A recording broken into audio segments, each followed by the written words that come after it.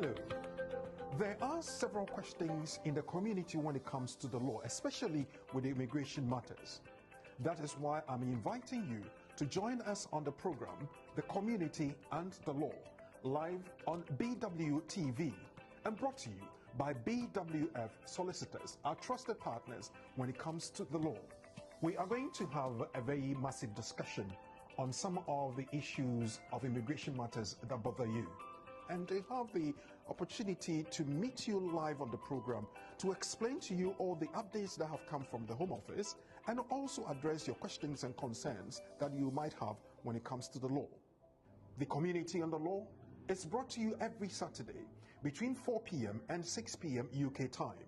We're live on all social media platforms, YouTube, Facebook, and LinkedIn, at BWF Solicitors, at BWTV, and of course, we urge you to share the program and invite others to join us. Remember, it's at 4 p.m. to 6 p.m. every Saturday, live on BWTV. You have your questions. There are answers. So join us, learn, and empower yourself on the program, The Community and the Law. So pick up the phone and dial 0208 493 7345. Or you can send a text 07950 422 780. It's The Community and the Law. My name is Oreku Frimpong, and I am your host.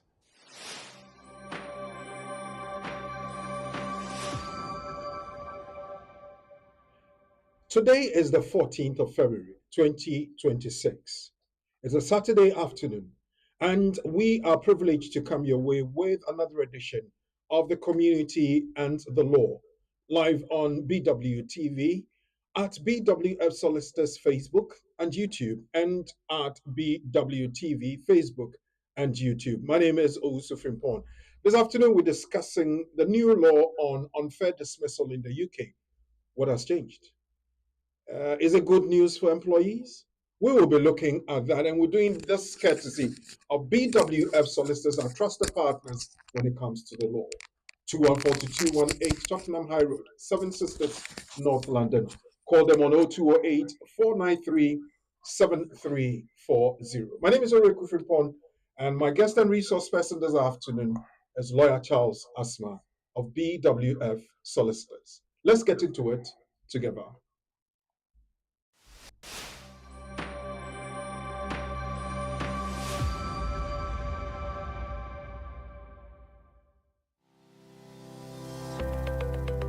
Based in London, we are a dynamic award-winning firm specialising in a range of legal services. Welcome to BWF Solicitors, a trusted and experienced law firm specialising in immigration and nationality, appeals and judicial review, dispute resolution, family and matrimonial, and other family law disputes with international context. These include matters such as private child arrangement orders, contestant and uncontested divorce, non-molestation for domestic violence, and financial remedy. Our childcare and family team appreciate the issues facing you at such a difficult time. Our advice is delivered in a confidential and sensitive manner. Meet Bernard Owusu, our esteemed senior partner, with over 32 years of experience and known for his expertise and dedication to serving our clients and the community. BWF Solicitors stands for integrity, respect, excellence, teamwork, diversity, inclusion, and service to the community. We provide tailored assistance specific to your case. At BWF Solicitors, every day is filled with dedication, creativity, and a commitment to finding the best solutions for our clients. Our team at BWF Solicitors is ready to assist you with all your legal needs. You can find us at the 4th floor, Anna House, 214 to 218 High Road, Seven Sisters, London, N15 4NP. Our main office line is 0208 493 7340, or our emergency line is 07712 761 884.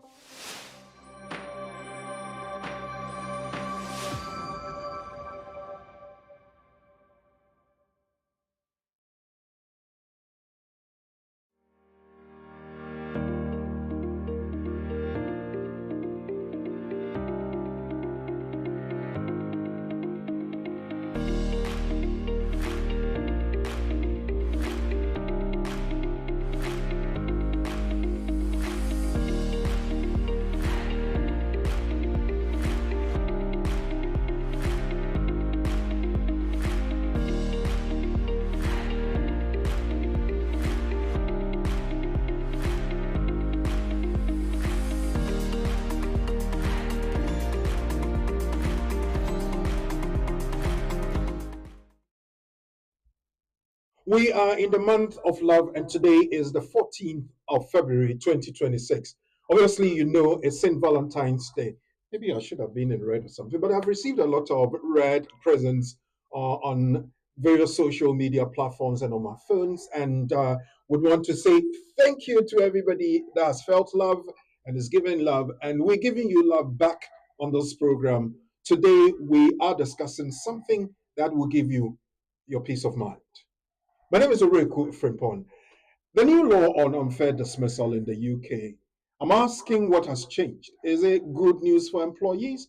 We will be finding out because Lawyer Charles Asma is here. Lawyer Charles Asma is a solicitor at BWF Solicitors, a trusted partners when it comes to the law. BWF Solicitors is there for you, always in your corner, making sure that your applications, your legal matters, and all the other bits about it are dealt correctly. And you have the confidence to face whatever questions are posed.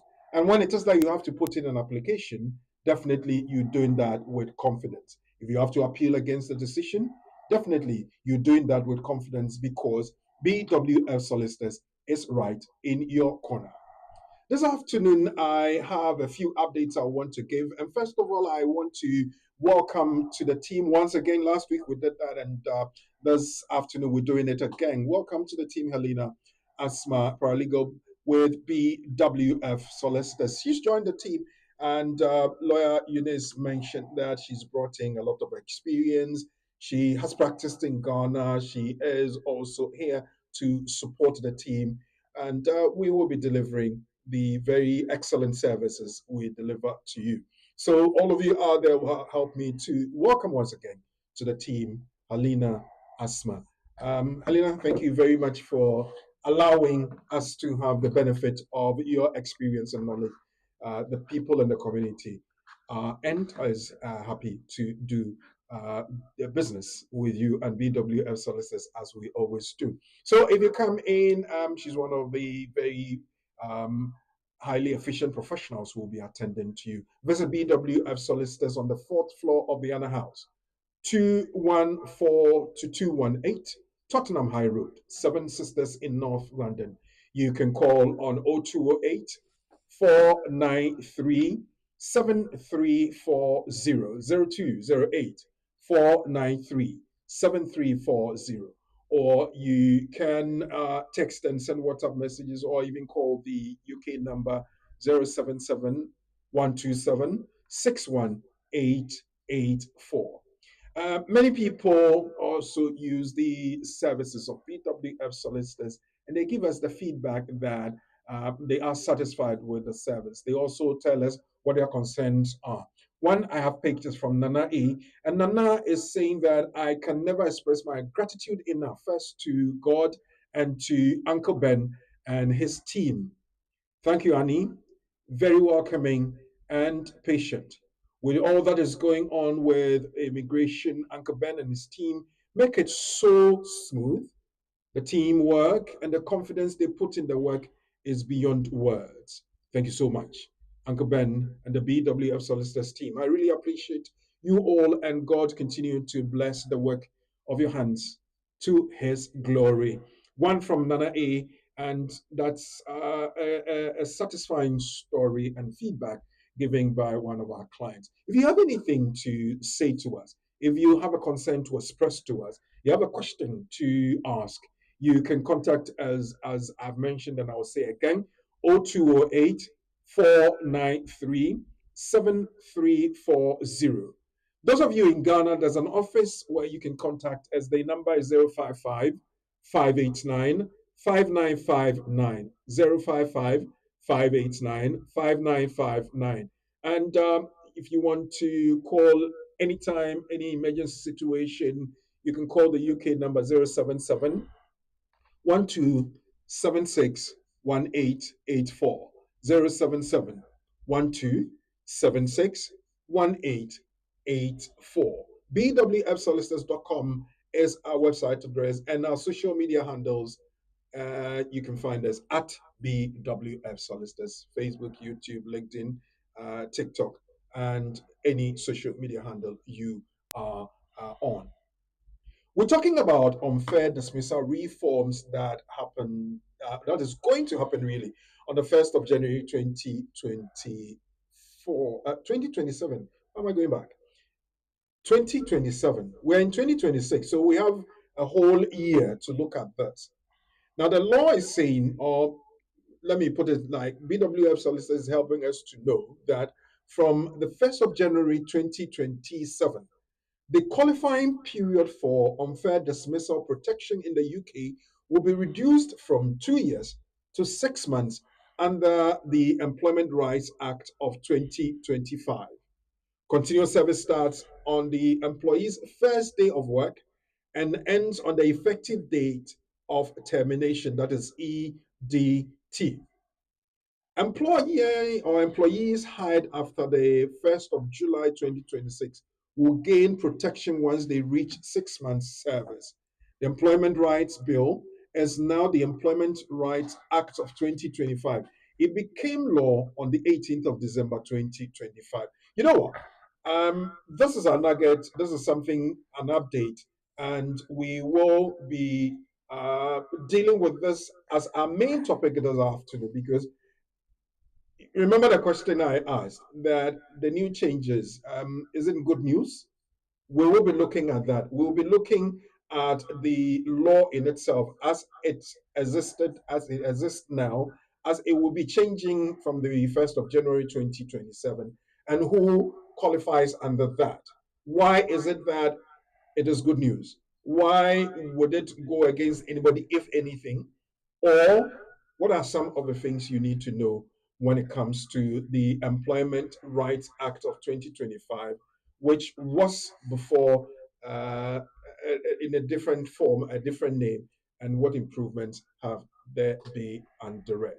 I will be asking you questions. You should be putting your questions together and sending them over to us so that lawyer Charles Asma will help us do that. But in the meantime, let me do some house cleaning first. First of all, let me welcome to the show lawyer Charles Asma, and then I'll come to the platform Facebook, YouTube, um, BWTV, and BWF Solicitors, and also pick up the very few people who have come in. What we do is we ask you when you join us to announce your presence, like the page, click on the notification button so that when we are air, you will be notified straight away, and also share with your friends so they can also enjoy the very valuable content we are going to share this afternoon. So, first of all, Lawyer Charles Asma, thank you very much for coming on the show and welcome. Thank you. Thank you so much. We have missed you for the past 3 weeks, maybe. I know duty takes you elsewhere. All right. Yes. So I think I was covering the Fridays, Mm. and so my senior colleague was covering the Saturdays. But it's all in the interest of the community, and we, regardless whether it's Saturday or Friday, we've been able to deliver to the community. Well, the community, as you know, I just read one feedback from one of the many clients who has expressed satisfaction as to your teamwork, your ability to deal with any issue that comes your way, and the rest of it. I often ask how you react to these things, but I would want to, on behalf of everybody that patronizes your services, to say we are grateful. Especially Nana A is saying, God bless you beyond words. It makes you feel good, I guess. So the joy and peace derived from the service is that you've been able to make somebody smile, and that whatever they were going through before encountering you, meeting you has made a difference. Right. And one thing that most people go through is immigration challenge, employment challenge, and so many other challenges that a lawyer's involvement or input makes a difference. And so when people encounter us and they are able to obtain or realize what they sought, they sit back and say, wow, if not, that wouldn't have happened. and that empower us, inspire us to do more. So our brother Nana and many others who encounter us, your words, your feedback inspire us to do more. We say thank you. Well, thank you, Nana, as well. And with that, as I said, I was welcoming Lawyer Asma. And having felt good, I feel good as well. Yes. Welcome to the show. Yeah. Thank you. Let me add to that point. There was a case that came to us. I was handling that case. The whole thing was that, I think I've mentioned before, this person was dismissed from work, caregiver, dismissed from work on the 11th of May 2025. And she thought that, you know what, I've been dismissed, I'll find else where to go, find something else. Didn't challenge. Then October, November thereabout, she receives a letter from DBS to say that your employer has reported you to us, that you did X, Y, Z, you've been dismissed, and now it's our turn to bar you from working with children and adults. That's a shocker. Yeah. When she thought, I know, I'm going to find another job, this is a shocker to her. So she comes to us, what can we do? Well, we're going to make a representation. Sat down, looked into the matter, and I picked one thing. It happened on the 10th of May. It was a weekend, Saturday. 11th of May, Sunday, the employer claims to have completed the investigation and terminated. The employer goes on to say that they contacted the CQC as part of their procedures. They informed the CQC, they informed the local council, LADO, the local authority, the designated officer for safeguarding. They contacted them. They did everything they had to do, and now they are telling the DBS, all within the weekend. That's a hang on. This was on a Saturday. Everything completed on a Saturday. On a Sunday. By Sunday it was over, and Monday they have dismissed the person. So, and even that included their internal investigation. And who was working on this? Well, so I said, you know what, no problem. So I wrote to the employer. So DBS asked for a response by the 6th of January. And it was about, so she came to May around the Christmas time when we're about to wrap up. So I said, that's fine. You got by January 6th to respond. So I had to do background checks and so on and so forth, tested the law, the Safeguarding Act, the Children Act, and so many other laws, especially the 2014 Care Act. And they all point to the fact that there should be adequate investigation. And the local authority, if found the need to look into, will have to look into. I said, how can all this happen within this Saturday and Sunday? Something doesn't. And so I approached the employer. I need A, B, C, D, E from you. I need the policy for this disciplinary policy. I need the investigation you carried out, the outcome. I need this, I need that, including the CCTV footage. They didn't respond. So I wrote back on the 6th of January to DBS to tell them that this is what I've done. There's no response. It appears that there's malicious intent to dismiss with a view to bar and blah, blah, blah. I put all the argument. And I said on that basis, there's what we call a balance of probabilities. The balance of probabilities will be that the dismissal is not fair, and so blah, blah, blah. So they wrote back to me for my client to say that we are looking into your matter. We have suspended the plan to bar pending further investigations. Yesterday, I was on my way home around 1:35 a.m. from office, and this client had sent me a letter from DBS. So I read the letter, and DBS is reiterating no action letter. So I read it. I called the client. Well, it's late, but I'm sorry to call you at this time, but I just saw your thing 3 minutes ago. And so I received this letter. I don't know what it's also, but they said no action. I said, oh, okay. What am I saying? they've looked into it and they concluded that there's no point to bar this person from active care practice as a carer. And that is a joy to this person, because she was completely shattered to the point that even when she was looking for nanny work, she was told that because of the investigation by DBS, they cannot hire her, so she had to wait. And for somebody like this, having a representation from a legal person who knows what he or she is doing makes the difference. That is where feedback like this go a long way to inspire us to do more. So when situations are dire, when people approach you, does it push you? Does it put you back to say, well, this is something we can't do anything about? So you ask the person to go away, or you do everything to try and mitigate situations for people? Remember, this is legal practice. And with any other practice, you have to look at the circumstance and see what to do for the person. Somebody comes to you with an issue, and the issue is underpinned by the law. So your job is to assess the issue, give it context, and give it merit, and tell the client that on a balance, this is your chance. Therefore, you can pursue it, but at least you have your expectations managed. And based on the scale of preference in terms of expectation or potential outcomes, either you give the client 50% hope, 90%, there's no 100%, 90% hope, or below 50%. But even if the person has 1% hope, it is worth testing. And so you give the person that point and manage the expectation with the person.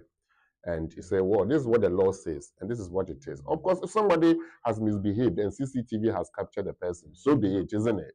But the procedure wasn't followed. And it appears that everything was harsh. The employers, especially in the care sector, they just want to get rid of you, and you'll find any excuse at all to get rid of you. And it takes a lawyer to go deeper and say that, hang on, yes, you are right to do this, but you are wrong to have done it this way, and therefore doesn't make what you've done right. And DBS, they are not there to punish. They are there to ensure that people's lives are safeguarded. And so if the person is genuinely harmful, then they don't have to allow them to practice. But if they are genuinely being punished to prevent them to perform their role, and that's also not fair not to allow them to.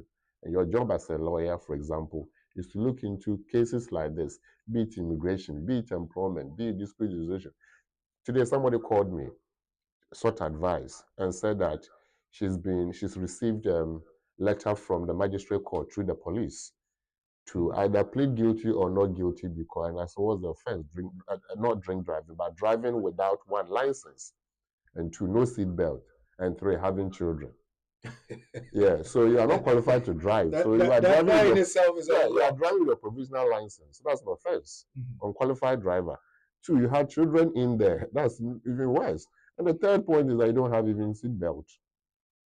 So they picked up on us. So you're asking, what do I say? If I say this or that, will it affect my future immigration applications and all that? I said, first things first. What if you can't deny whatever has happened? And I said, has the car been taken away? Yes, it's been taken away. That even makes it obvious that it happened. So I said, okay, go plead guilty. And that's the first point. Whether online or at the magistrate court, you have to plead guilty because that is the case. But then they will look at the circumstance and give you, the worst case is that they will ban you from driving for a period after you have qualified. But the moment I don't qualify, they can't even ban you from driving. But the moment you qualify, you have arrears to clear. So I told her, you may have arrears to clear, but that was something, so be it. And she was asking, would it affect my immigration status? I said, don't worry. When we get to that bridge, we'll cross it because it's too early to look at what the impact this will be. She was asking, will it also affect DBS? I said, don't worry. When we get to the point of DBS, we'll deal with DBS issues. And so she's now, oh, okay, all right. And then she said, I'm now relieved. I'll go ahead and plead guilty and update you further. So that's what we do as lawyers, using the law to support individuals within the context of their issue in a way that reduces stress, gives hope, but at the same time managing the hope for them and working with them every step of the way. Going, and making sure that you get something positive for the client. This is the reassurance that you get from BWF solicitors when you visit them and put your cases before them. They will work with you throughout your case so that you get a favorable response and result. Contact BWF solicitors on 0208 493 7340 0208 493 7340. Those of you in Ghana, 059 589 5959 or 004477 12761884. BWF solicitors are trusted partners when it comes to the law. Now, this afternoon, as I said, we're going to have a very interesting, very cogent discussion about unfair dismissal and the reforms that are going to happen from the very 1st of January 2027. Now, let me go to the platform as I promised and to acknowledge those who have joined us and have announced themselves. If you do, please make sure you have announced yourself. Sandra Fraser, good afternoon, says, Sandy, thank you very much. Valid viewers, Sandra is welcoming you on our behalf as well. Greetings to you and welcome to the platform. Please share when you join. Emmanuel Kwame Mpiao is watching. Ima, where are you watching from? If you could let us know, that would be also brilliant. Good day to everyone from Citizen Kwejo. Thank you, Citizen. God bless you. Adu Enoch, 7372. Thanks for the education. We are enjoying. Oh, we're so privileged to be providing you content that we enjoy, and we thank you for enjoying and expressing that as well. Adu Enoch, thank you very much. Mami Ndabozo, good evening, everyone. Mami, how are you? I know you're doing so very well. Thank you so very much for joining us. The next is Adesafo. Please share when you join. Thank you, Adesafo, for your contribution and your admonition as well. Well, we're moving on and want to say thank you to BWF solicitors again. And when we come, we're delving straight into the discussion. If you have a question, you can text it to 07399 208 468. Or when the lines are active, you can call in on 0208 493 7345. The program is The Community and the Law and is brought to you by BWF Solicitors.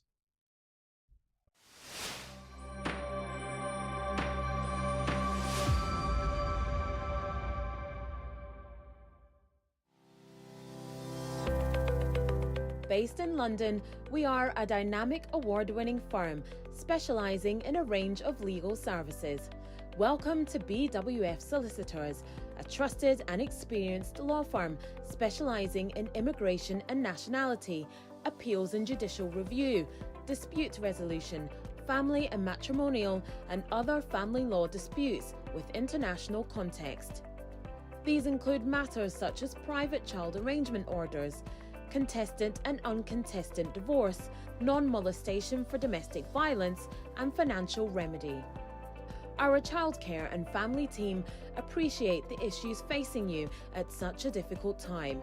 Our advice is delivered in a confidential and sensitive manner. Meet Bernard Owusu, our esteemed senior partner. With over 32 years of experience and known for his expertise and dedication to serving our clients and the community. BWF Solicitors stands for integrity, respect, excellence, teamwork, diversity, inclusion, and service to the community. We provide tailored assistance specific to your case. At BWF Solicitors, every day is filled with dedication, creativity, and a commitment to finding the best solutions for our clients. Our team at BWF Solicitors is ready to assist you with all your legal needs. You can find us at the 4th floor, Anna House, 214 to 218 High Road, Seven Sisters, London, N15 4NP. Our main office line is 0208 493 7340, or our emergency line is 07712 761 884.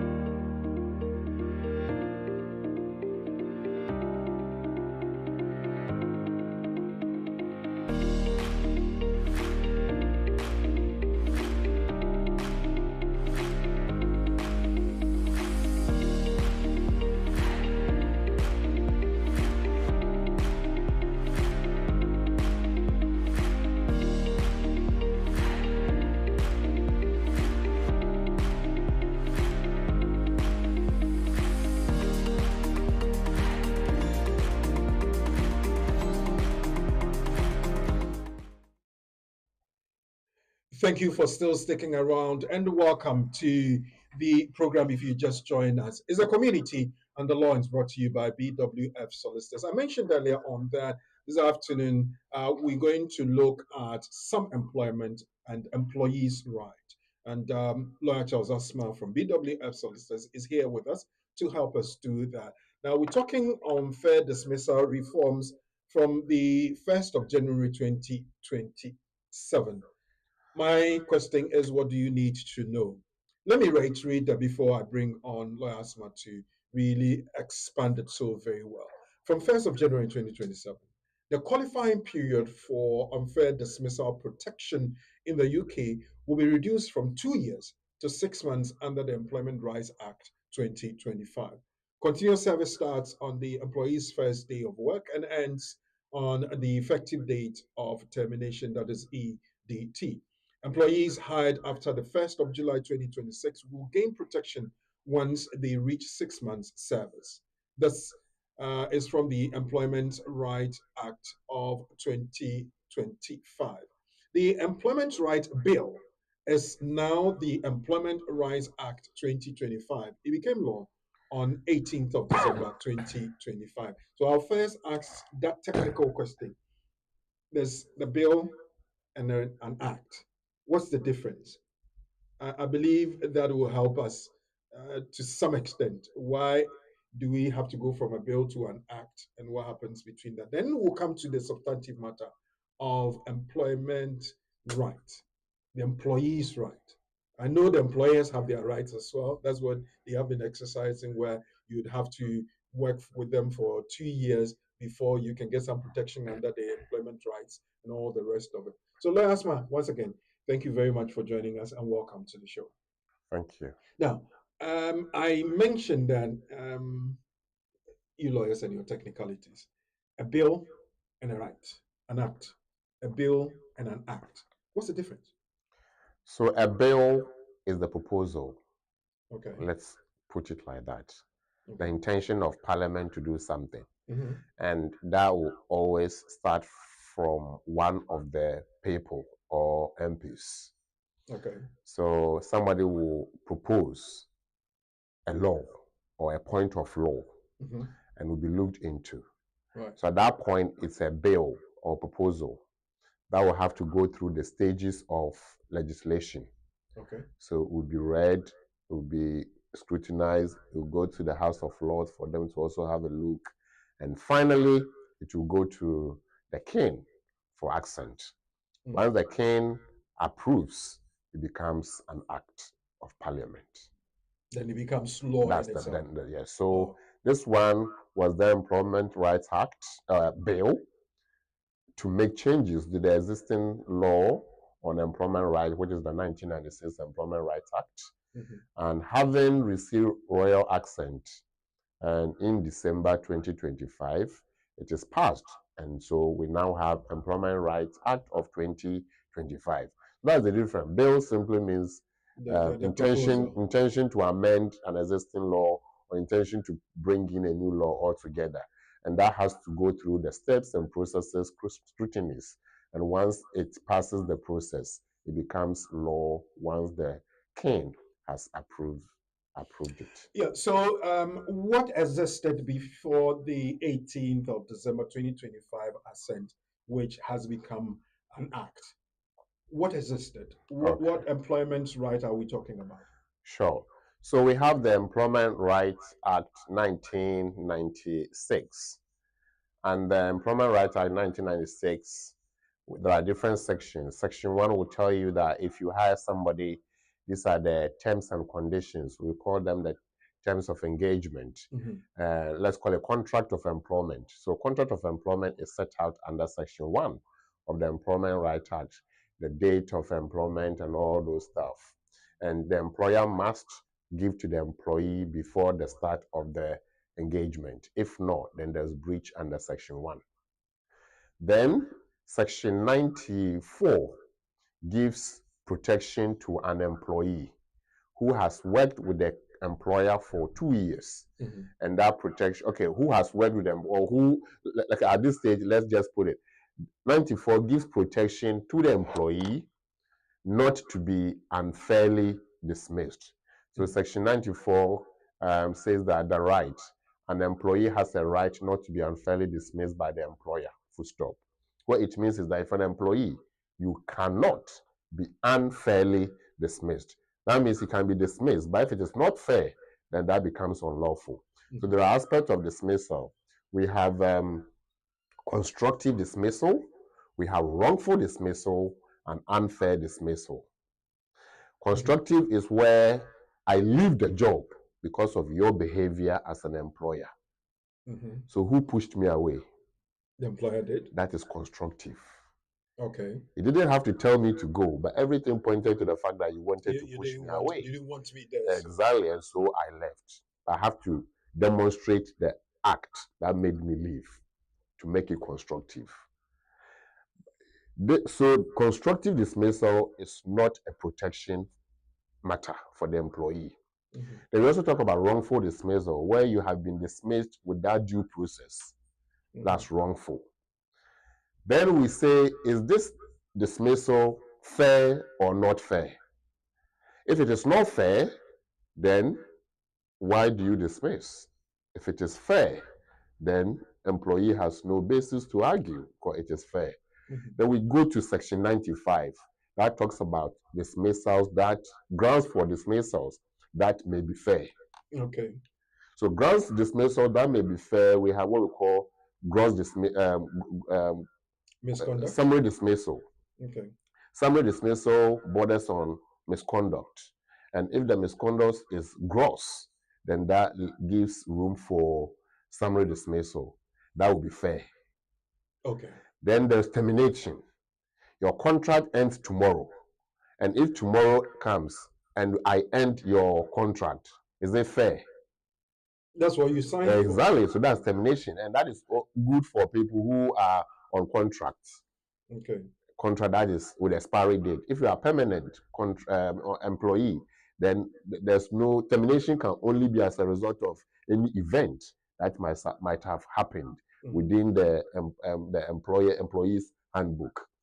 So, producer, if you take us to Section 95, let's touch up on matters that will call for fairness in the dismissal. Okay. Section 95.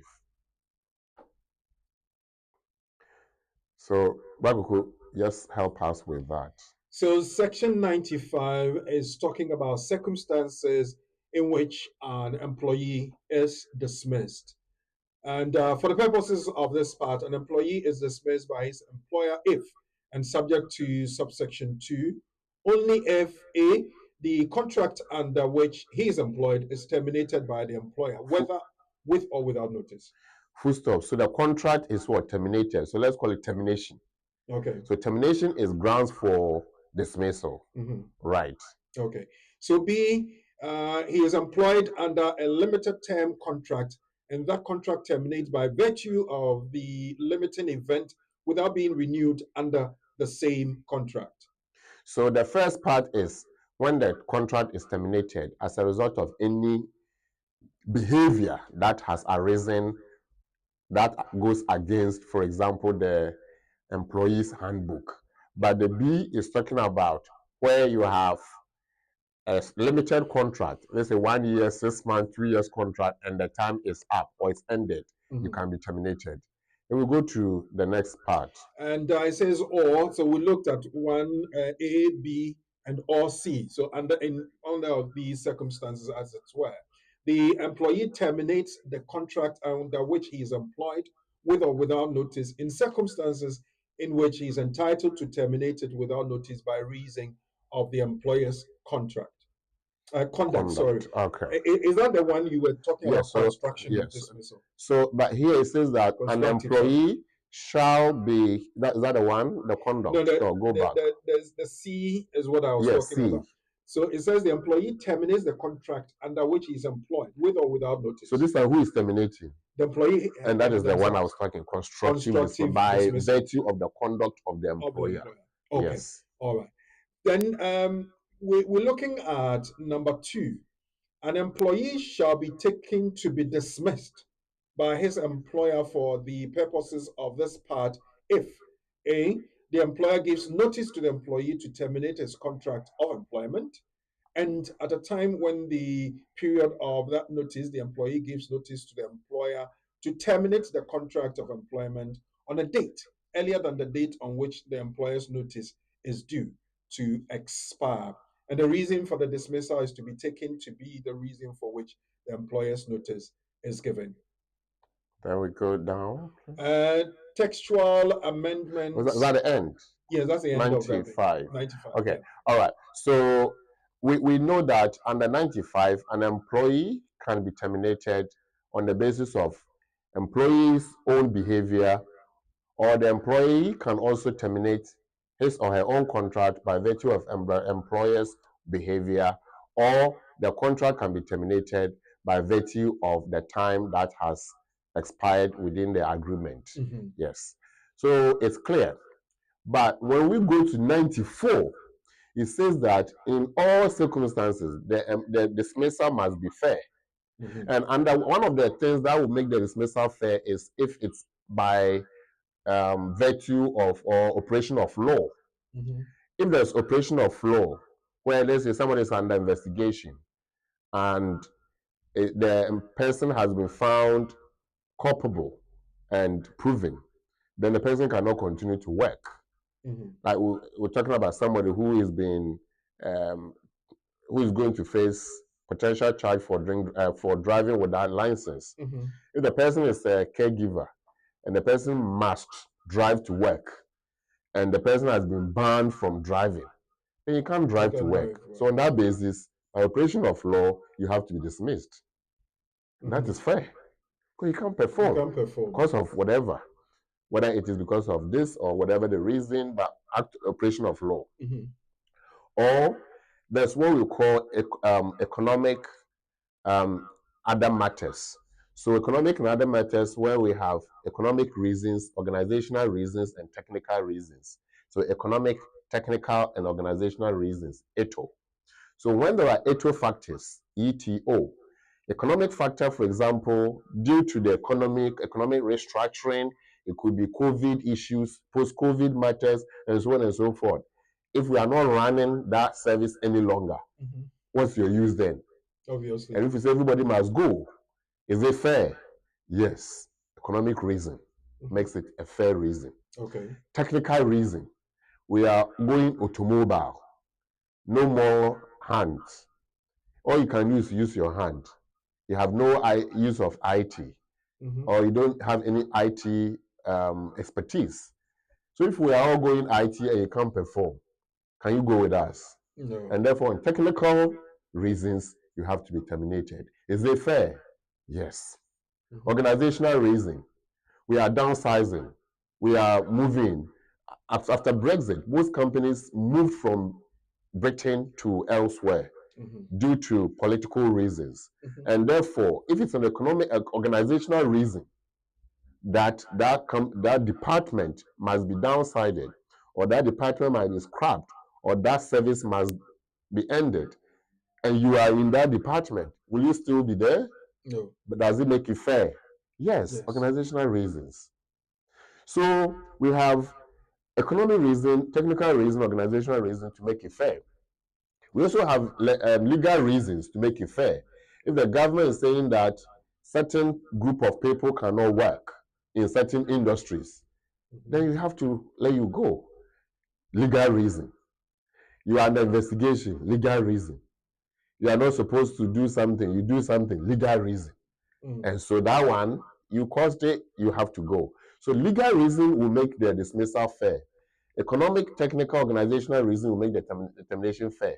And also the end of the fixed contract will also make the termination fair. Okay. Now that we know that these are the reasons for termination, we are looking at the bit that will not make it fair. And we are told that if it is not fair, then an employee cannot be put in that unfair situation of dismissal. So 94 says that an employee has the right not to be unfairly dismissed. But it doesn't tell who that employee is. So we go to section 108, and it's clear who that person is. So let's have a quick look at section 108 of the Employment Rights Act of 1996. Now, 108 says qualifying period of employment. And it says section 94 does not apply to the dismissal of an employee unless he has been continuously employed for a period of not less than 2 years, ending with the effective date of termination.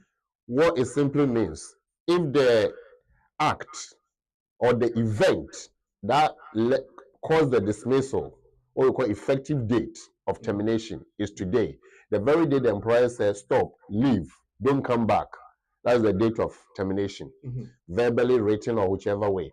We have to count back 2 years to say that your bid can be looked into. Your bid can be looked into means that your right under 94 can be invoked on the basis of 108. So what it means is that if you've worked with the employer before now, if you've worked with the employer for, let's say, 1 year, 11 months, and the employer is trying to play games, then they can work out, let's be quick, so that they don't invoke their right under 94. But 94 says it cannot be unfairly dismissed if you have done 2 years with the employer. And 2 years is absolute. And so if I know I'm going to terminate you tomorrow, and tomorrow will mean 2 years, 1 day, then I have to terminate you last week. So let me bring it down to the ordinary person's level. I have worked with company XYZ, and for some reason they want to get rid of me. It doesn't fall under the economic, technical, and organizational reasons.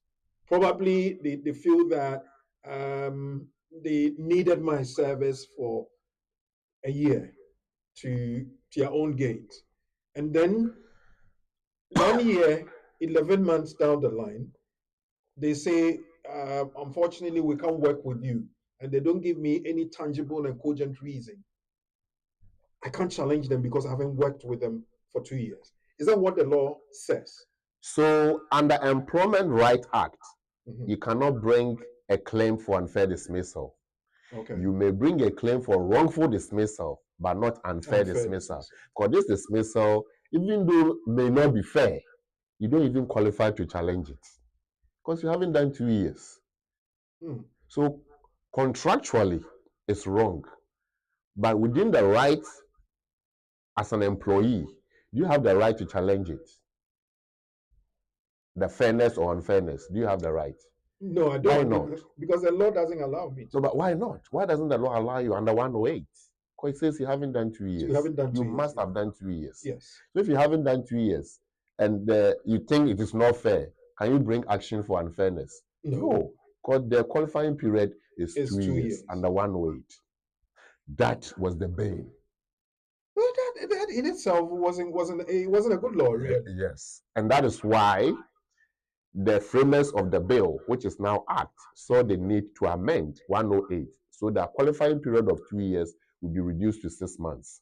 Because once you've gone through probation, you have become an employee. Yeah, that was a point I was going to raise with you, that for most organizations, 6 months is enough to prove that I can work well, so you can make me properly established in the organization. Then after the 6 months, You are telling me I can't bring any case against the employer for unfair dismissal. Then I didn't have to go through probation. The probation then should have been 2 years rather than So six the months. probation will only be for contractual reasons, not Okay. employment rights reasons Okay. before. But then there must be parity because it wasn't fair. Mm-hmm. And so the parity now is that the moment you pass probation, if worked 6 months, especially where the probation window is 6 months, Mm-hmm. some companies will have probation of more than 6 months. But whether the probation is going to be extended or not, you've done 6 months. So the question will be, should you pass your probation to become an employee or not? It says 6 months.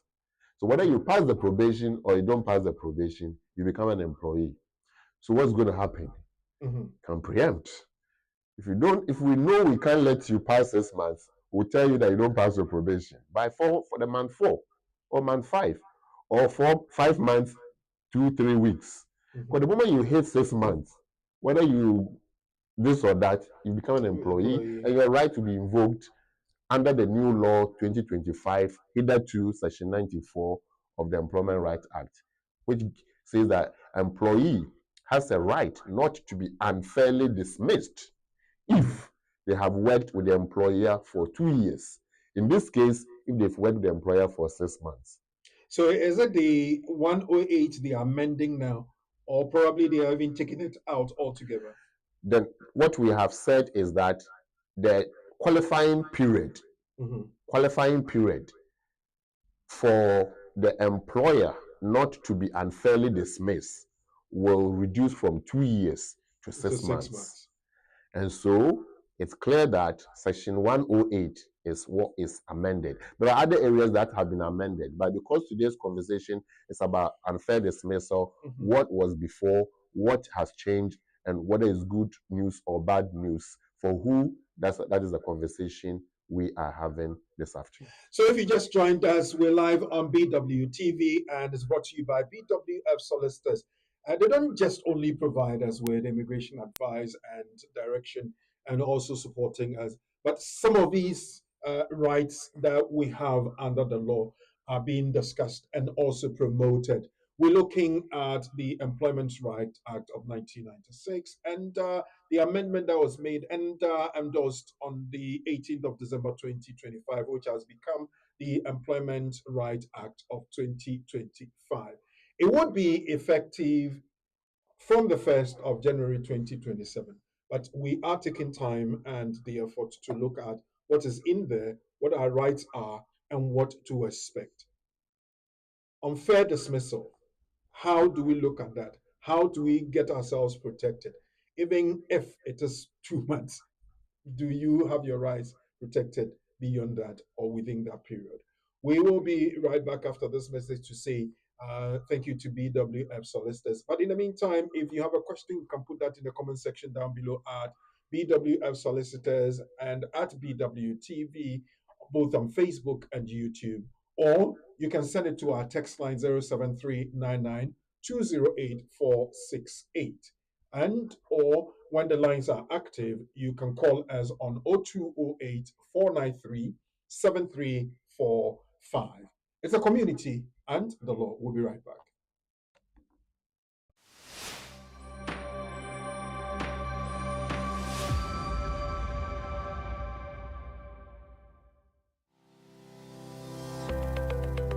Based in London, we are a dynamic award-winning firm specialising in a range of legal services. Welcome to BWF Solicitors, a trusted and experienced law firm specialising in immigration and nationality, appeals and judicial review, dispute resolution, family and matrimonial, and other family law disputes with international context. These include matters such as private child arrangement orders, contested and uncontested divorce, non-molestation for domestic violence, and financial remedy.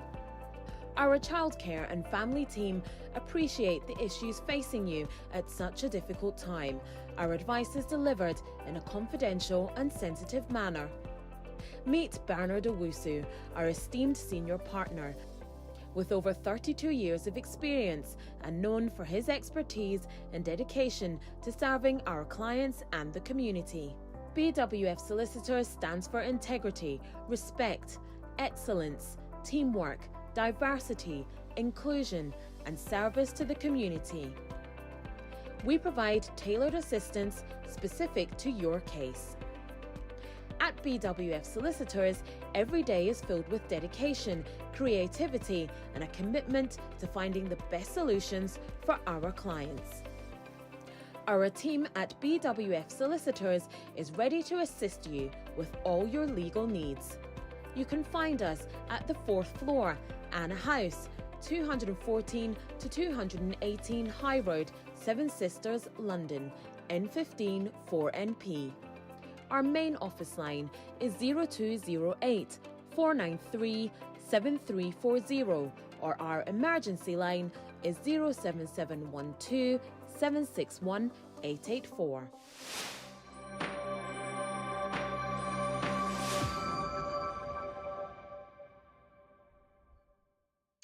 Welcome back, and thank you for sticking around. As I mentioned, you can leave your questions and your comments down below on Facebook and YouTube at BWF Solicitors and at BWTV UK. The new law on unfair dismissal in the UK. We've talked about the law, but let's look at what the law says about an employee. Who is an employee? Is it me, you, or what? Who's an employee? That's a good point. Look, ideally, everybody who is working for somebody must be an employee. Mm-hmm. But the law looks to employees and workers. Okay. And within the employee, you stretch it and realize that, oh, this person actually is not an employee to be able to have a right. Now, you mentioned two things, and as we see on the screen, we have employees and workers. What's the difference? So, if you are, for example, if you volunteer with that formal structure, you are working. You are a worker, but not necessarily an employee for that employer. If you're an agency worker, who do you work for? The company or the agent? You work for the agent. So, are you a worker or an employee? Okay. Are you with me? You're a worker. Yeah, then again, you come to my workplace. You come to work for me, but I pay you and you pay yourself. All the things that employees must enjoy may not follow the structure or the formal process. And the question becomes, are you an employee or you are self-employed? So that's what we call contract for service and contract of service. If you are providing a contract of service, then you are an employee. If you are providing a contract for service, then you are working for yourself. You are self-employed. The key word here is of and for. And so, yes. And so you stretch and realize that this person who has been doing everything, everybody thinking that working for the company is actually working for themselves. You are self-employed. If you are self-employed, regardless of how it looks, you have a right within the law. No. You are self-employed. So I am a bit confused here, and I know you help me understand it. If I am an employee, the conditions of employment outlined by the company affects me. So if there are benefits for employees, I can benefit from it. If there are rights for employees, I can benefit from it. But if I'm a worker, then I fend for myself, even though I'm providing service for that organization. Is that what you're talking about? So that's the point, because the arrangement, the contractual arrangement will determine whether you are under the employer or you are under yourself, literally. Okay. But working for the employer. Working for the employer, it means you are providing a service. You are providing a service within the contract arrangement.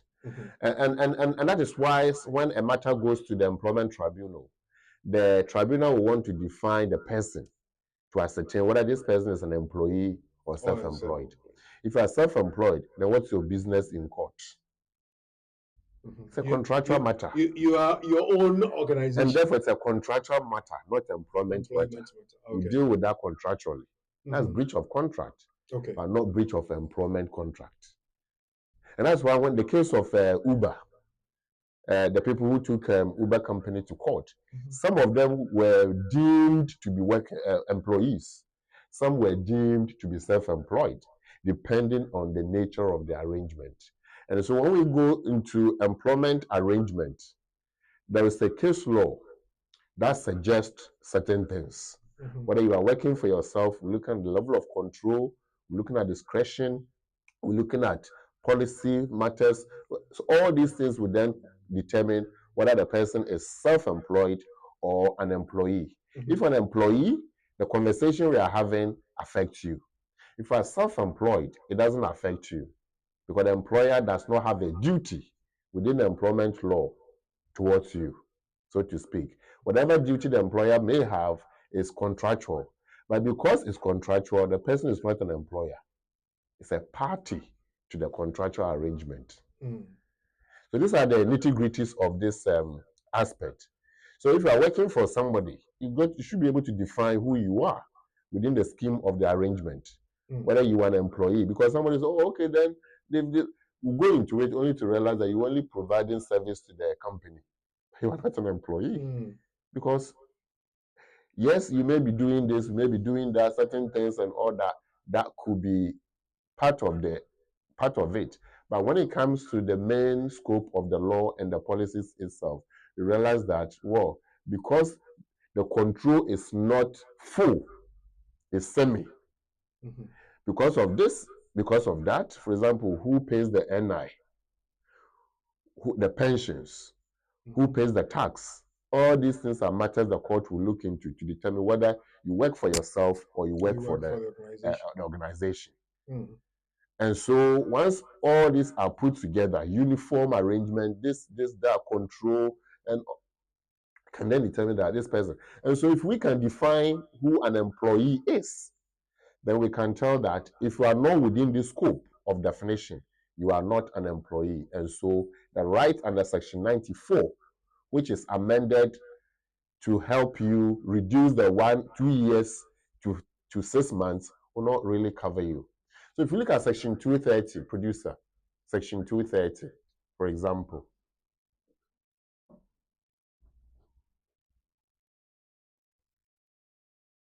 Okay, so we're back with Section 230, and it says, in this act, employee means an individual who has entered into or works under, or where the employment has ceased, worked under a contract of employment. In this act, contract of employment means a contract or service or apprenticeship, whether express or implied. And if it is express, whether oral or in writing. Number 3 goes on to say, in this act, worker, except in the phrases shop worker and betting worker, means an individual who has entered into or works under, or where the employment has ceased, worked under a contract of employment or any other contract, whether express or implied, and if it is express, whether oral or in writing, whereby the individual undertakes to do or perform personally any work or services for another party to the contract whose status is not by virtue of the contract that of a client or customer of any professional business undertaking carried on by the individual. And any reference to workers' contract shall be construed accordingly. Number 4 goes on to say, in this act, employer, in relation to an employee or a worker, means the person by whom the employee or worker is or where the employment has ceased was employed. Right. So you can see that looking at employee and worker, worker has now been clearly defined to be that if you are working for somebody, then you are a worker of that company, meaning you become an employee. But if you are an employee, you may be working there as an employee, but then we have to look at how the arrangement is. So we can then say, oh, that worker qualifies to be an employee, but an employee may not necessarily be a worker for that organization. Quite technical, confusing. Yeah, it's a bit confusing. But the most important thing is that what is the level of control? Okay. If the level of control is higher for the employer over the worker, then the worker is an employee. Okay. Can I look at it from this angle? For instance, I am self-employed and I am contracted by, so for instance, let's look at nurses who are on bank arrangements. I am under I-35, that kind of arrangement. I pay my taxes, I pay my NI and all the other bits. But then I provide my service to a hospital, for instance. The hospital has its own permanent workers who have different arrangements apart from me. Then I can see myself as being employed by myself, offering a service to the hospital. So in that case, whatever rights I have within my I-35 arrangement is for me as an employee of that company, but not employee of the hospital that I'm providing a service for. Is that what the difference? So who is this hospital? The hospital is not an employer. I'm Yes. working for So the hospital becomes a client. A client. Okay, yeah, that's the correct term. Yeah. The client that you are providing the service to. If you look at Section 230, the definition under worker, it says where the person provides the service personally. Personally. So personal service is where you go and do it yourself. But those I-35s, where they have set it, all they want to see happening is that the job is done. But there are certain arrangements where even though you want to see the job is done and so anybody can do it, because of the technical nature of the job, you cannot just bring anybody. You have to personally do it. But however, when, how, where to do it, you may have discretion or control over. Okay. So when, how, where you have some level of control, then you are self-employed. Okay. And so with those who are on this R35 arrangement, most of them are self-employed and they have to pay their own taxes. Do this, do that, do that. All the client wants is that the job is done. You get your, and those people, they don't get salary. What do they get? Payment for work done through invoice. That's right. Yeah. Not pay slip. Yeah, that's another thing. Yeah. And so the person may not necessarily be on payroll to be paid a wage or salary. The person will be paid a bill that they have raised for work done. So all these R35 doctors who are doing locum and so on and so forth, they have a contract, come do this to get your money. But then the nature of the contract and the nature of the service, the technical nature, and the rules and regulations that pertains to that service is such that they need you, that they know to be competent to perform. So if you are bringing somebody in because you are away, then the person must be vetted by the service user, let's call it service user, the supposed client, to say that, oh, even though the person themselves is not doing the job, this person can equal, and therefore I'm happy for somebody to represent you or cover you for that bit. And that's why some of these self-employed workers, because all we want is the job done, they just go pick somebody. So somebody will get a contract and hire people to go and work for them. And you will say, why did you bring somebody to do it? All you want is the job is done. So only when it goes wrong that there will be contractual breach for the performance. Simply because they didn't have duty, they didn't have the care and diligence to employ people who have the competence to perform. But that is a different conversation. But for this one, what we are saying that workers qualify as employees, but not all supposed employees may be workers for the purposes of rights not to be unfairly dismissed. Now we're talking about unfair dismissal, and we're looking at who qualifies under that. and you've taken us to the provision that has defined that. My mind goes back to what the law in itself is saying. The amendment that has been assented to by the king and has become the Employers' Right Act of 2025, which was assented on the 18th of December 2025. What are the things that have been looked at? I think technically you may call it the fact sheet. What are those things that have been looked at? If Right. we could get some understanding of that, then I'll come to pose my actual question to say whether it's good news or not. Sure. Right. So we ask producer to assist us with the key points within this amendment. So the fact sheet for the Employment Rights Act. So the key facts. So Brakuku, you are going to take us through the key facts. Okay. Fact sheet Employment Rights Act 2025. There's an overview, something from the Department for Business and Trade. Now it says that the Employment Rights Act 2025 is a key pillar of government's plans to make work pay, which is aimed at growing the economy, boosting wages, and reducing insecure work. The act was developed in close collaboration with business and trade unions and will help bring employment rights legislation into the 21st century, extending modern protections to millions more workers. So, what measures are contained within the act? Now, it says that the act addresses one sided flexibility, ensuring that jobs provide a baseline of security for workers by ending exploitative zero hours contracts by introducing rights to guaranteed hours, reasonable notice of shifts, and payments for short notice cancellation of shifts with corresponding rights for agency workers. So the winners, one of the winning categories, agency workers. Yeah.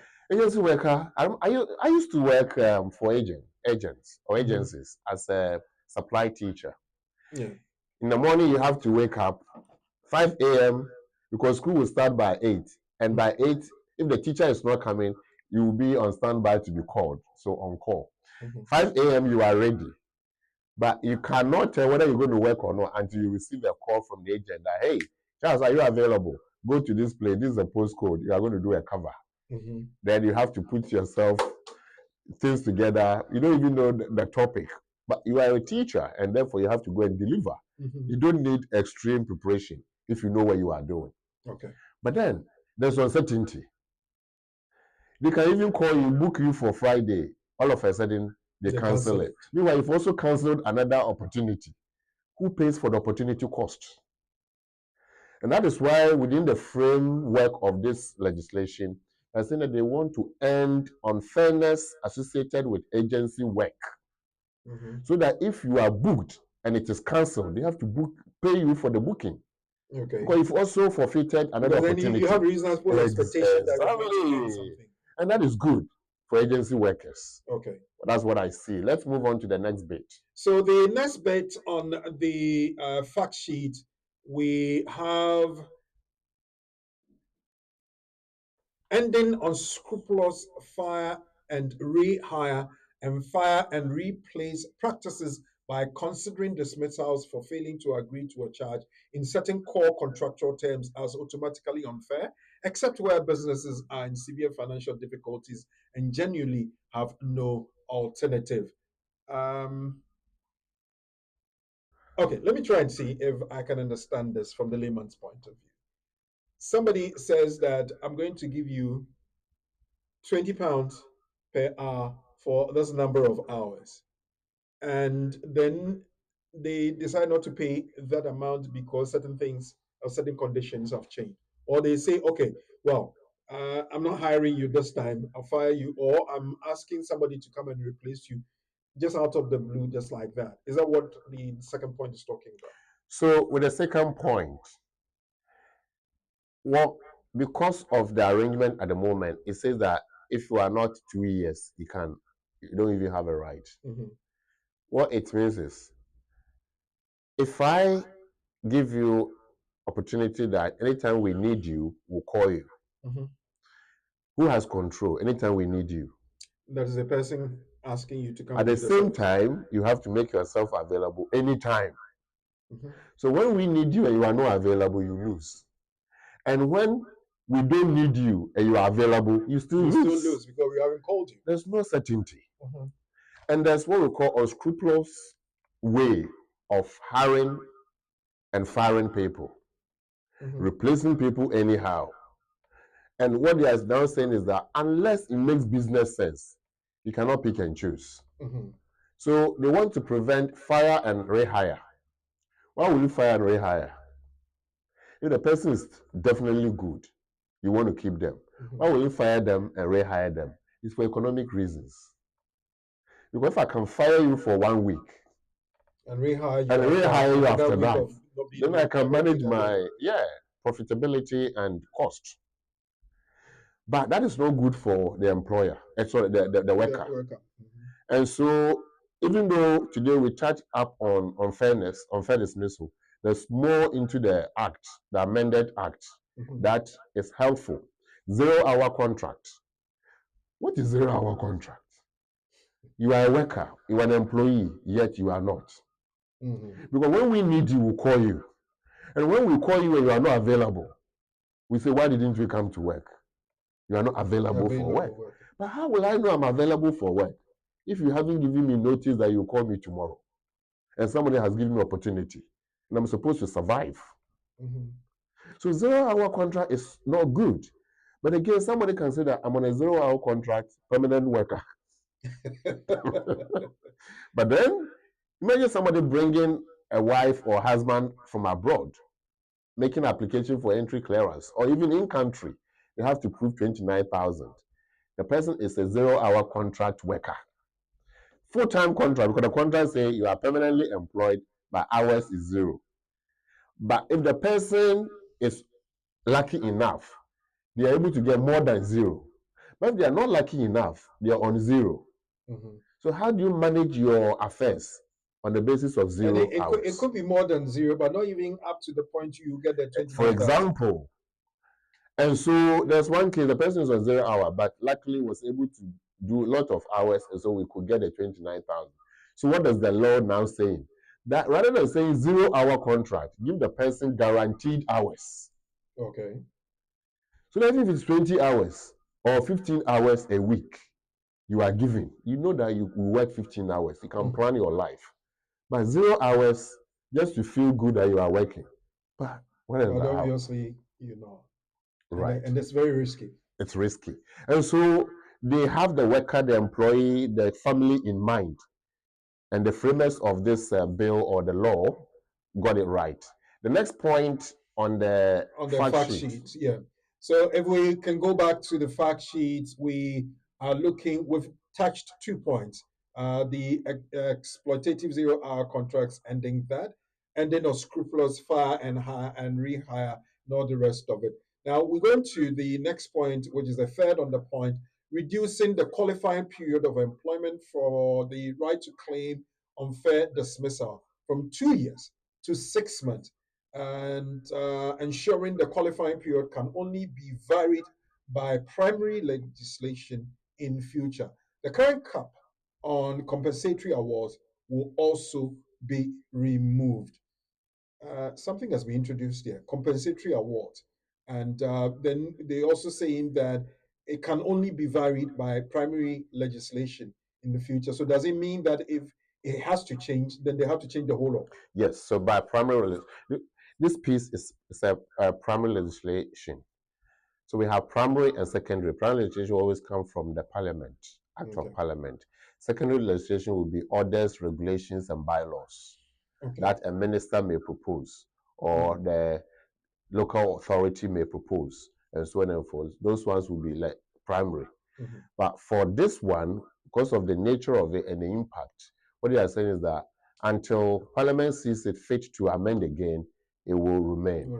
And it's good because even if you look at the bit under fire, rehire, fire, replace, they're saying that is no good. And therefore, if you want to do that, have a conversation with the person and say that this is what is going to change. Otherwise, just all of a sudden saying that you are off, come, we need you, will not be fair. It says that such changes will be automatically what? Unfair. Except where businesses are in severe financial difficulties and genuinely have no alternative. In that case, you have to prove that you were in genuine financial difficulty, you had no alternative. So for me, really good. We also see that point 3 talks about changing the unfair dismissal threshold from 2 years to 6 months, which is very good. Then we go on to the compensatory awards. Compensatory awards is where, when a matter goes to court for unfair dismissal claim, there are 3 things you want the court to do. You want the court to make a declaration that this is wrong, unfair. You want the court then make an order that this is not fair. And then you want a court to offer compensation or the award. And the award is calculated. And there are instances, and there are a lot of instances where there is a cap. You won't go beyond that. And the cap is where it looks at how many years you've worked with the employer to determine how much you can get. And so they are going to remove the cap so that people will not be unfairly placed when it comes to compensatory awards. And that is also good news in this piece. So the next one also says that strengthening collective redundancy rights by ensuring obligations to collective consult and notify the government apply when A, employers propose 20 or more redundancies at one establishment, or B, employers propose a number of redundancies across their entire organization, which meets a new threshold which will be set in secondary legislation. And 2, doubling the maximum period of the protective award for failure to properly consult on collective redundancies, increasing the maximum period from 90 to 180 days pay. That's a long one. Yeah, the long one. Yeah, all saying that when it comes to redundancy consultations, it wouldn't be business as usual. And therefore, employers will have to be very clear and meticulous. For example, where there's proposal to make 20 people redundant or a whole department removed from the business activities of the organization, then it will trigger wider consultation platform.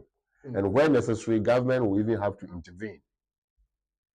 So what is the government trying to do? Government is trying to make redundancies very robust in a way that it doesn't affect the worker or the employee, but employers take time to do what they have to do in terms of the processes of seeking consultations, giving people opportunity, and where alternatives are available, you do all that. So the update about consultation or redundancy rights is also very good. Now, the other one about maritime redundancy, that's not common, so we'll skip that. And it says that all the law seeks to do is to ensure that workers get fair pay for fair day's work. And that, talking about, so as part of this, also going to be wages. If you go down to the next producer, wages. So strengthening statutory sick pay, strengthening existing tipping laws, strengthening two-tier code, and so many other things. But for us, and most of the people within the community, it's about sick pay. How much will I be paid when I'm on sick leave? At the moment, it's 5 days. The first 5 days, first week, certified, you have to be paid. Any further weeks or days, then the payment will reduce. The government is seeking to strengthen this approach or make it fairer so that people will not be forced to stay at work, even when genuinely they have to be resting to heal properly. Okay. Well, the main crux of the matter is the good news that we have the qualifying period for being an employee and also bringing a case of unfair dismissal reduced from 2 years to 6 months.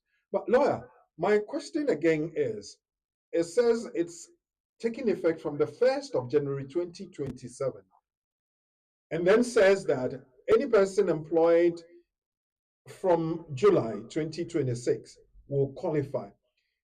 It was assented in December 2025.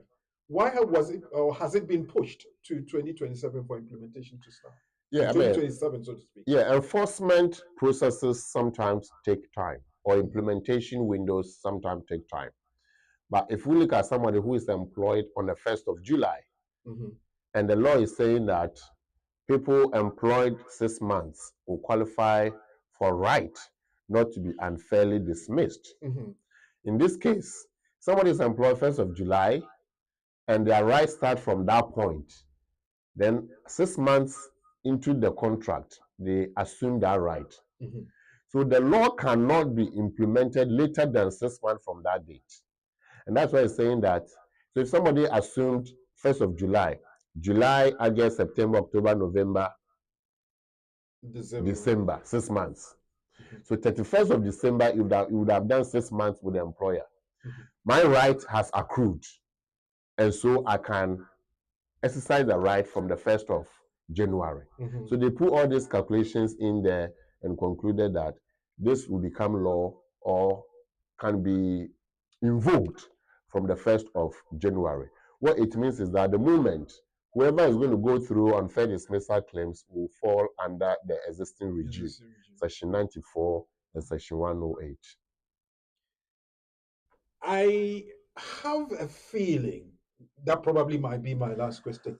That the situation has come or has risen because there have been a lot of complaints, especially in the care industry these days, that people tend to dismiss people unnecessarily within the first year or thereabout. In the community, there have been people who say, well, my employer, so to speak, does not have enough of hours and shifts, so they are dilly-dallying with me. Have you had a sentiment like that? I mean, the point you've raised is a concern for many people, especially those within the care sector. Apart from the hours not being available, if the job is not there, the law says that, or the rule says that the employer must tell the government. And the government will tell the worker, the job is not there, find another one. You are given 60 days. But what if they deliberately want to dismiss you? Somebody will call his lawyer. This happened at work, and I'm told to leave. This is not about no job. It's about certain behavior. You go into it and realize that the person could have been given a warning. So what are the layers? Written warning, stage 1, stage 2, stage 3, and so on and so forth. So if it's not a gross misconduct, then the person mainly being dismissed will not be fair. But the person will be told, stop, because of what has happened. Then the person will ask, what are my rights? Then we look at Section 94 and Section 108, only to realize that the person doesn't have any right, or they haven't worked with the employer as a carer for 2 years. Because they started 7 months ago. They started 8 months ago. The employer has the power. After, what can you do? You can't take me to employment tribunal because you are not, you haven't qualified. So the person can only go under contractual breach, but to what extent? Today, or let's say from 1st of January, if somebody is going to go through that, the person can say that that is not fair. I've done 6 months with you. I've done 7 months with you. I've done 9 months with you. So I've qualified. So you cannot unfairly dismiss me. What should they do? The case of Birchall talks about the steps to follow if you want to dismiss an employee fairly. Again, ACAS. ACAS is the body arbitration conciliation body that looks to the needs of workers, or the rights of workers and the rights of employers. But ACAS is also clear on the procedures to follow. About 9 steps. 1, what is the policy in place at the workplace for investigating such matters or behavior? Once we know what the policy is, we can tell whether the employer followed its own policy or not. 2, in terms of training and support to prevent further occurrence, did they happen? And so on and so forth. So if there's what we call belief that whatever has happened, happened, and taking steps to confirm that belief and acting on the belief, three-tier test. So the first thing is something has happened. The second thing is how did you test that knowledge? And the third point is this action fair within the scheme of things? Is this the only action you should take? And if this cannot be the only action to be taken, then we can say that this action is not fair within the scheme of things. And that is, there's case law and there's, again, Employment Rights Act. That's why it says that an employee cannot be unfairly dismissed. It doesn't tell what makes it fair and what doesn't make it fair. That means there are steps to follow. If you go further to the tail end of the legislation, it tells you what the employer must do to make dismissal fair. Can we quickly look at that? What makes that dismissal unfair and what will make it fair? If you could quickly run us through that. Right. So I would have taken you to ACAS, but I'll just, for the sake of time, we'll go into that. So the first thing is the termination clause within the agreement or the contract. The termination clause will spell out events that will trigger termination. Okay. We saw under Section 95 that one of the reasons the triggers will be end of the contract. Yeah. So if the contract has ended and you are terminated, that's fair. But if the contract hasn't ended and you are being terminated, then there must be a reason. Okay. Is the reason economic, technical, or organizational? If not, why? Is it legal in the sense that because of what has happened, the person cannot continue to work? And so it's obvious that they have to let the person, they have to relieve the person of the duty. That is also fair. But if not any of this, then it becomes a mistake. If it's a mistake with work would be attendance, punctuality, care as to how you do your work, and so on and so forth. So if the person is not careful and they've made mistakes, and that mistake has caused the employer A or B, and you say on the basis of that you are dismissing the person, would that be fair? Under circumstance, a normal circumstance, you have to what? Point it out to them, take the person through training and warn. So then the first thing is, we have to look at the employment contract, termination clause. We'll have to look at the handbook for the employees. We also have to look at the disciplinary procedure in the workplace. All these things, we have to put them together. Then we'll also look at what ACAS sees it to be fair way of dismissing. And ACAS says that for the dismissal to be fair, one, there should be investigation about the action. Okay. And two, the investigation should point to the fact that whatever happened, happened. And three, we have to look at alternative way to avert it. If there is a way to avert it, then it's a matter of training, warning, and support.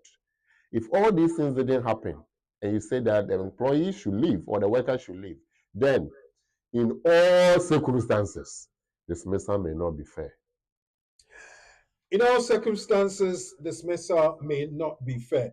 Now, listen, I am then now going to ask lawyer, and if you permit me, I would demand a yes or no answer from lawyer before I take your questions and your contributions. What has changed? Is it good news? So what has changed is that the law has become more favorable to the worker than the employer, and that is good news to the worker.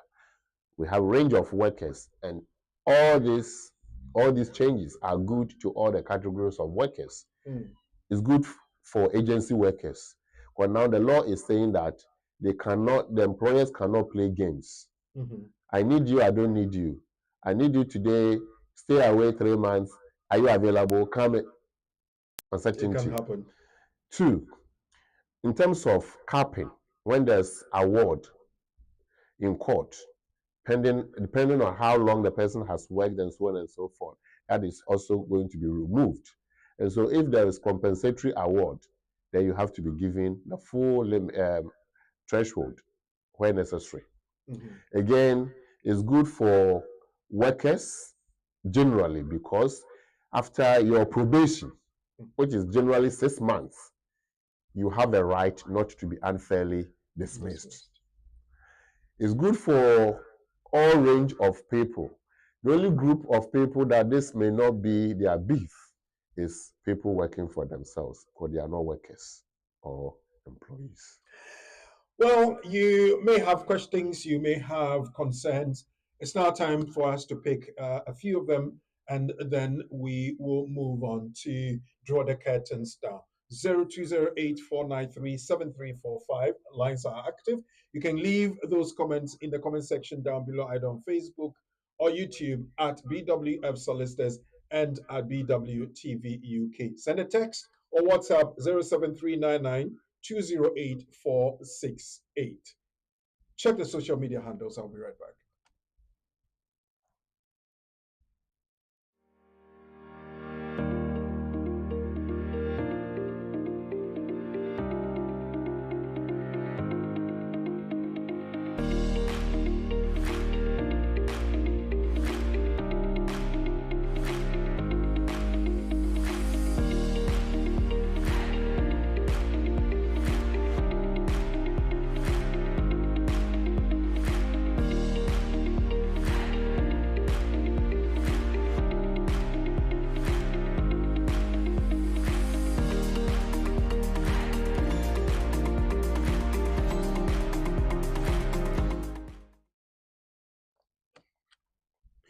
Well, as I said, the lines are active, so I am close to my phone, and you can also leave your comments in the comment section down below.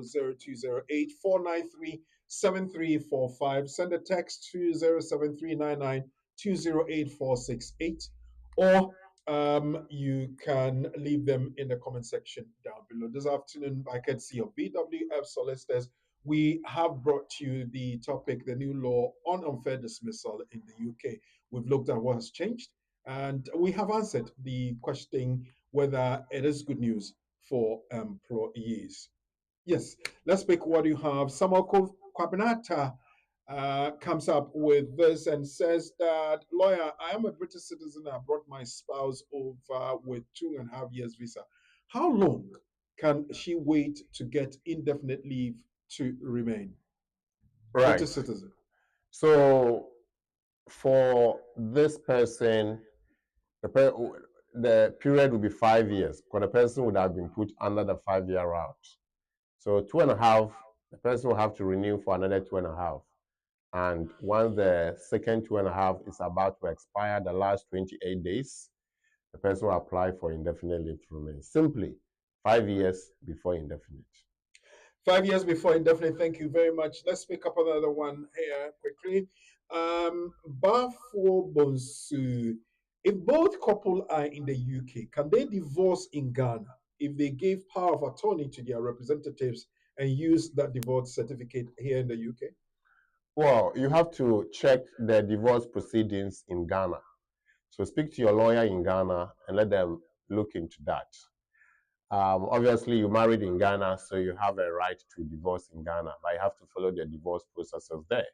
If you want to divorce in the UK, the law allows you, if you have lived in the UK for 1 year, either both of you or one of you, then the UK Family Court will have a jurisdiction to accept an application for divorce from any of you.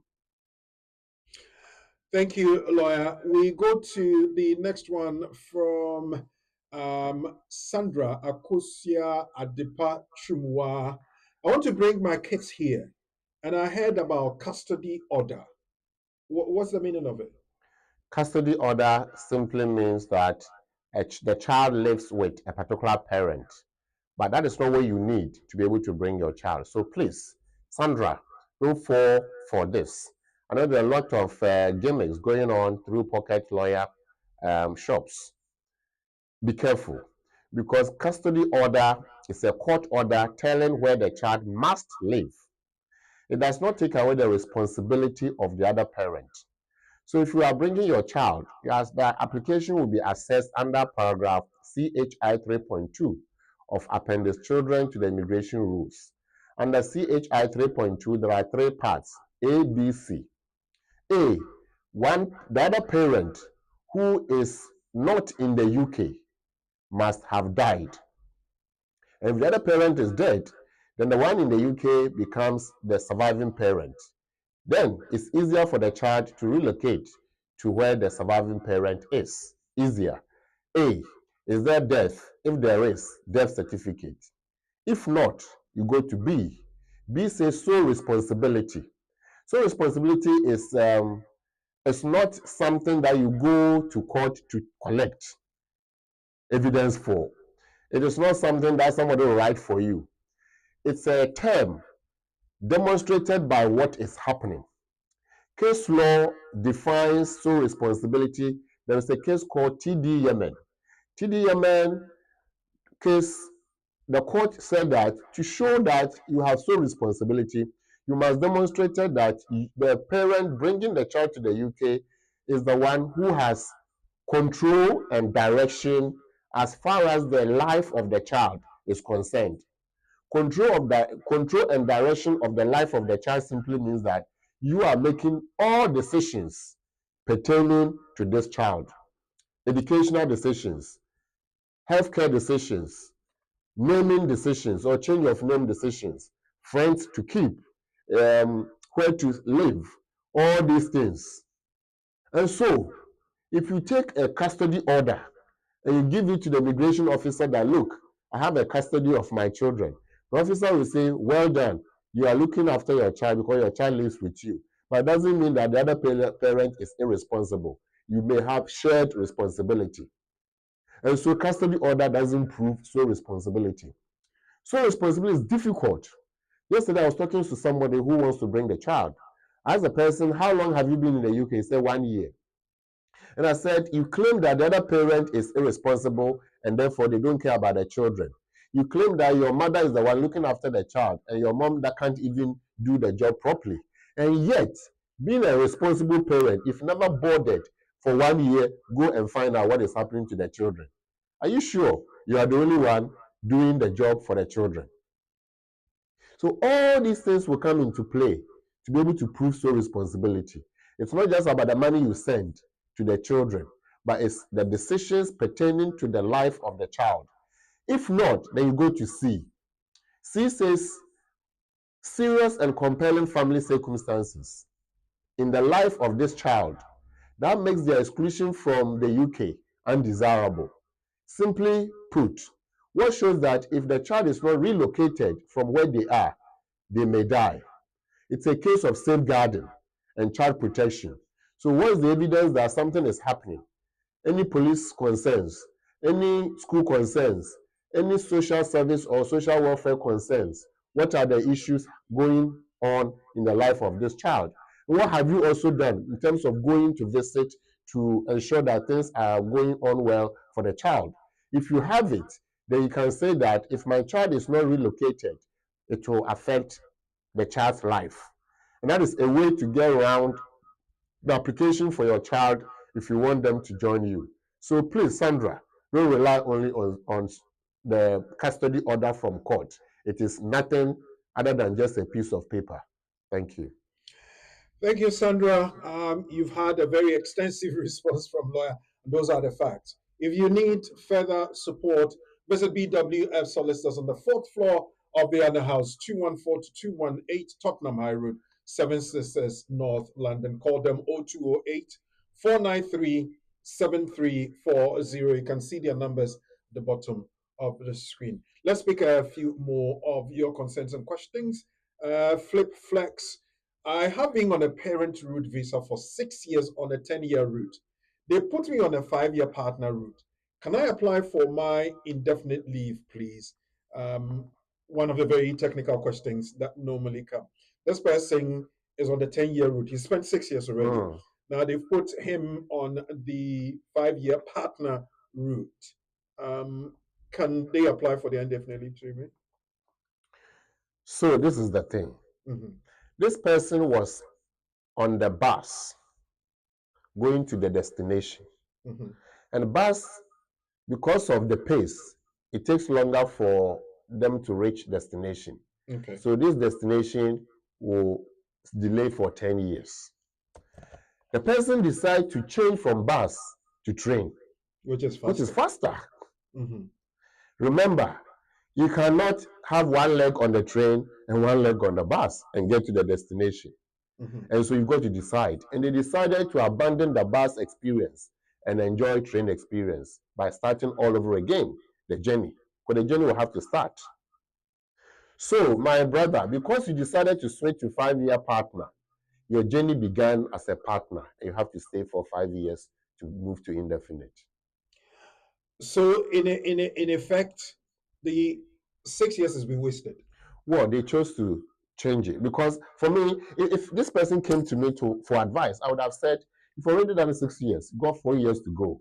If you come to start as a partner, then you're only going to start all over again. So then you're going to spend 11 years. So what's the point? Yeah.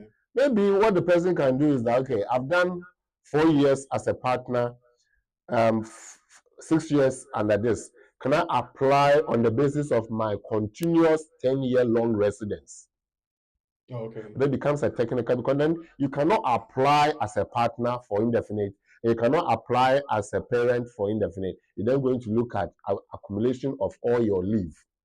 What if you have your indefinite? Because you have decided to abandon the partner experience, and the partner is British. Once you have your indefinite, rather than having naturalization right after indefinite, you have to wait for you have to wait because you decided to change to another platform.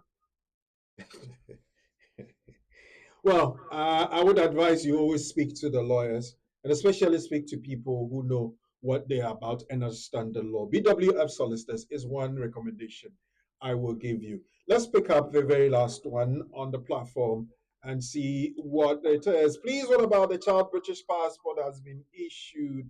Can their mother apply for the parent route through the child's passport? Yes, the mother can do that.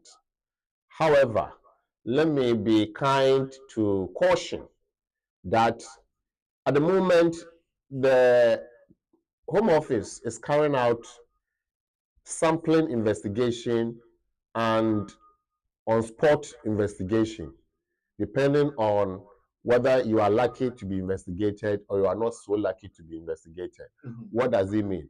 They are saying that dating back 2015 to date or going forward, anybody who applies as a parent based on a British child, they want to test how the child became British.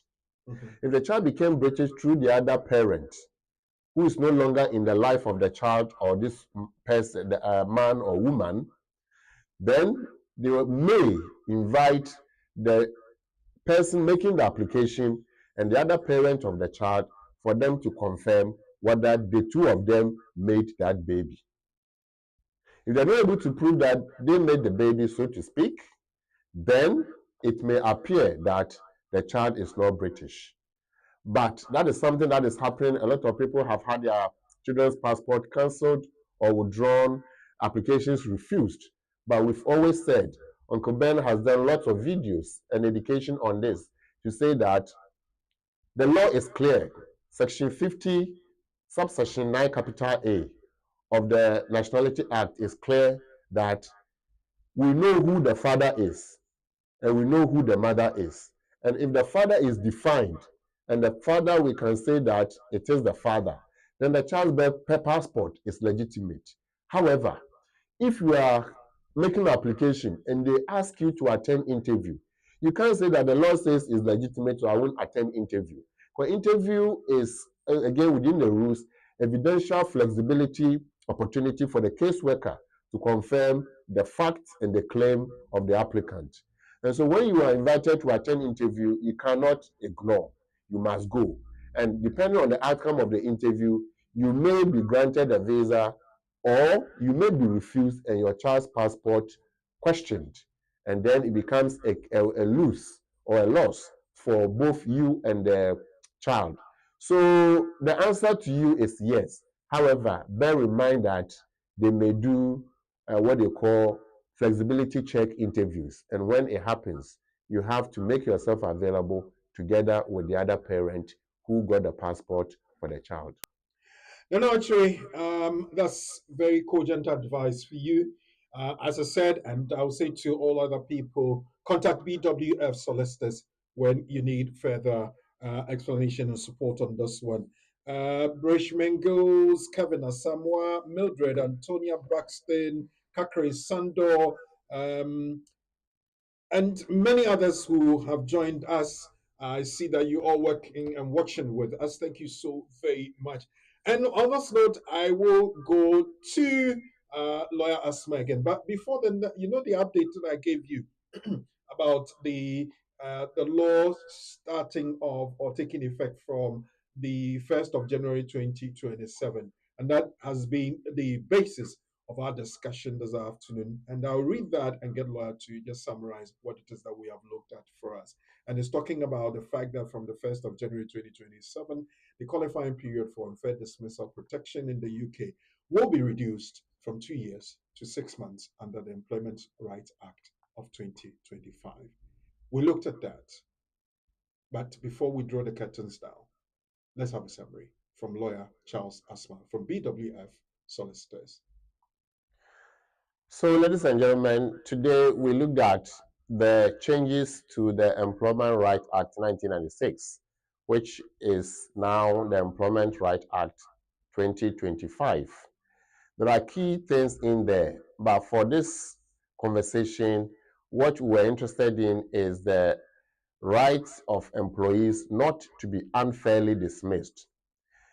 The right stems from Section 94 of the Employment Rights Act 1996.